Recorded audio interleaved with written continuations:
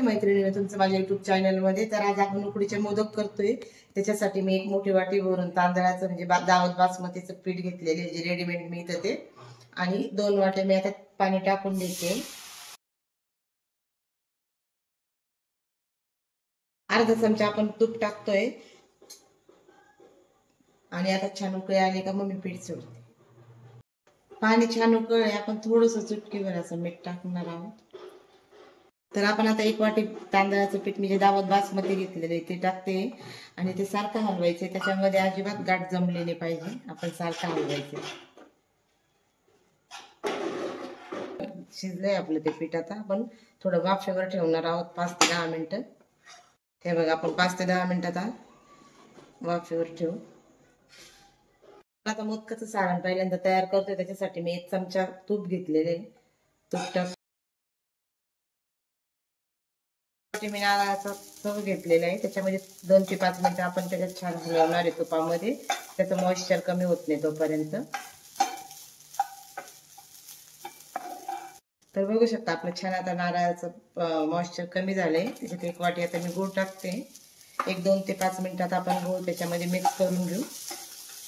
सारण आपलं छान तयार झालंय. आता मी गॅस पण बंद केलाय. तोपर्यंत आपण आता पीठ मळून घेऊ. आपण 5 मिनिटं वाफेवर ठेवलं होतं ते. तर 5-10 मिनिटं झाली. आपलं छान पीठ छान शिजलंय.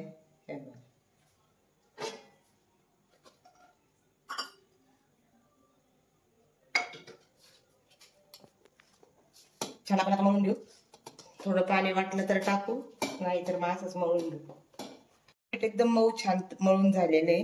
त्याच्यात मी अर्धा चमचा तूप टाकते परत आणि मळून घेते.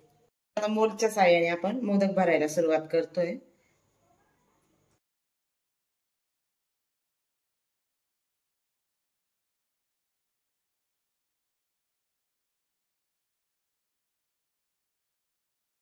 त्याच्यामध्ये आता मोदक भरले. आता आपण उघडून बघू आपला कसा मोदक होतोय ते. बघू शकता आपला किती छान मोदक तयार झाला. शकता आपले उकडीचे मोदक छान भरून झाले. आता मी उकळण्यासाठी 10 ते 15 मिनिटं ठेवते. आपण 10 ते 12 मिनिटं आता मी वाफवायला ठेवले. बंद करून ठेवते. 10 ते 12 मिनिटं आपण मोदक स्टीम करून घेतले. बघा आपले मोदक किती छान दिसत आहे. 10 ते 15 मिनिटं मी मोदक छान वाफवून घेतलेले आणि एकदम छान आपले मोदक तयार झाले. तुम्ही पण असेच नक्की करून बघा आणि मला कमेंट करून सांगा तुम्हाला कसे वाटले. चॅनलला लाईक सबस्क्राईब नक्की करा. बाय.